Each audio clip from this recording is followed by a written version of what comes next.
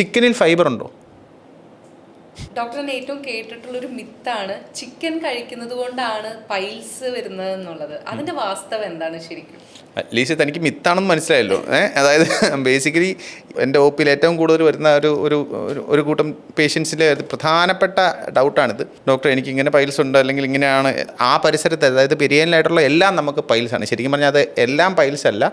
Piles എന്ന് വെച്ച് കഴിഞ്ഞാൽ നമുക്ക് ബ്ലീഡിങ്ങോട് കൂടിയ വേദനയില്ലാത്ത ബ്ലീഡിങ് ഉണ്ടാകുന്നതിനാണ് ഇൻറ്റേർണൽ പൈൽസ് എന്നും, എന്നാൽ പുറത്തേക്ക് തള്ളി വരുന്ന ചെറിയ തടിപ്പായിട്ട് മാത്രമേ ഉള്ളൂ അതിനെ എക്സ്റ്റേണൽ ഹെമറോയിഡ്സ് എന്ന് പറയും.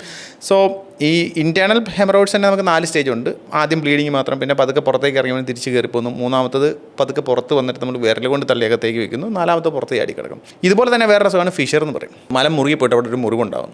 ഇനി ഫിസ്റ്റുല എന്ന് പറയുന്ന സംഭവമുണ്ട്. അതായത് മലദ്വാരത്തിൻ്റെ തൊട്ടടുത്ത് ഒരു ചെറിയ പഴുപ്പ് വന്നുകൊണ്ടിരിക്കുന്നത്, അതായത് ഒരു പരുവൊന്ന് പൊട്ടുന്നു, അതിൽ ഉണങ്ങുന്നില്ല, ഇങ്ങനെ ഇടയ്ക്കിടയ്ക്ക് പഴുപ്പ് വന്നുകൊണ്ടിരിക്കും. സോ ഇപ്പോഴത്തെ ചോദ്യത്തിനകത്ത് ഈ ചോദ്യം മെയിൻ ഇൻട്രസ്റ്റിംഗ് ഫാക്ട് എന്ന് വെച്ചാൽ പേഷ്യൻസ് വന്നിട്ട് പറയുന്നത്, നമ്മൾ പൈൽസ് ഡയഗ്നോസ് ചെയ്താൽ ഡോക്ടറെ ഞാൻ നാളുകളായിട്ട് ചിക്കൻ കഴിക്കുന്നില്ല, അല്ലെങ്കിൽ മുട്ട കഴിക്കുന്നില്ല, ഇതുകൊണ്ടാണ് പൈൽസ് ഉണ്ടാകുന്നതാണ് ഇവരുടെ എല്ലാം വിചാരം. ബേസിക്കലി ഇത്രയേ ഉള്ളൂ. നമ്മുടെ ഈ പറയുന്ന ഏത് രോഗമാണ് ഇതിൻ്റെ എല്ലാം പ്രധാനപ്പെട്ട കാര്യം, നിങ്ങളുടെ മലശോധന പ്രോപ്പറല്ല.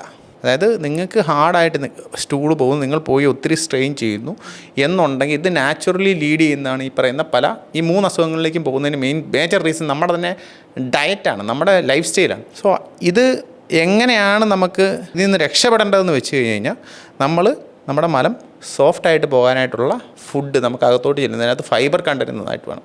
സോ തിരിച്ചൊരു ചോദ്യം ചോദിക്കാം, ചിക്കനിൽ ഫൈബർ ഉണ്ടോ? ഓക്കെ, ഞാൻ പറഞ്ഞു വന്നതെന്ന് വെച്ച് കഴിഞ്ഞാൽ, ഞാൻ പലപ്പോഴും ഡോക്ടർമാർക്ക് ക്ലാസ് എടുക്കുമ്പോഴും ഞാൻ ഇത് തന്നെ ചോദിക്കും. പലർക്കും അറിയത്തില്ല, പല ഡോക്ടർമാർക്ക് പോലും. ഇതിൻ്റെ കാരണം എന്ന് വെച്ച് കഴിഞ്ഞാൽ, വെജിറ്റേറിയൻ ഫുഡ്സിൽ മാത്രമേ ഉള്ളൂ നമുക്ക് ഫൈബർ കണ്ടൻറ്റ് ഉള്ളൂ. നോൺ വെജിറ്റേറിയൻ ഫുഡ്സിൽ ഫൈബർ കണ്ടൻറ്റ് ഇല്ല. സോ നമ്മൾ ഫൈബർ കണ്ടൻറ്റ് ഉള്ള ഫുഡ് നമ്മൾ കഴിക്കാതെ നോൺ വെജ് മാറ്റി വെച്ചെന്ന് പറഞ്ഞിട്ട് ഒരു കാര്യമില്ല. മനസ്സിലായില്ലേ? നിങ്ങൾ ഇവിടുന്ന് ഒരു ചിക്കൻ്റെ ഒരു പീസ് ഒരു കടിക്കുന്നതിന് ഈക്വൽ എമൗണ്ട് അല്ല, അതിനേക്കാളും കൂടുതൽ ഇപ്പുറത്തുനിന്ന് വെജിറ്റേറിയൻ സാലഡോ അല്ലെങ്കിൽ അതിനോടനുബന്ധിച്ചുള്ള വെജിറ്റബിൾസോ ഫ്രൂട്ട്സോ കഴിക്കണം. മനസ്സിലായില്ലേ? അതോടൊപ്പം ഫെർമെൻറ്റഡ് ഫുഡ്സ് ലൈക്ക് നമ്മുടെ കേട്, തൈര്, അതൊന്നും നമ്മൾ ഇന്നത്തെ കാലത്ത് അതൊന്നും ഈ പറയുന്ന തിളപ്പിച്ച് ഇത് കഴിയുമ്പോഴത്തേക്ക് ഇതിനകത്ത് ഈ വേണ്ട നമ്മുടെ പ്രോബയോട്ടിക്സൊക്കെ പോകും. മനസ്സിലായില്ലേ? തിളപ്പിച്ച് മോര് ഇതൊന്നും അല്ല ഞാൻ പറയുന്നത്. നോർമലായിട്ടുള്ള തൈര്, അല്ലെങ്കിൽ ഇപ്പോൾ മോര് വെള്ളമാണ്, ഓക്കെ, ദാറ്റ്സ് ഗുഡ്. അതല്ലാതെ നമ്മൾ ചൂട് വെച്ച് തിളപ്പിച്ച് കഴിഞ്ഞ് കഴിഞ്ഞാൽ ഇതിനകത്തുള്ള നല്ല പ്രോബയോട്ടിക്സ് എല്ലാം തീർന്നു.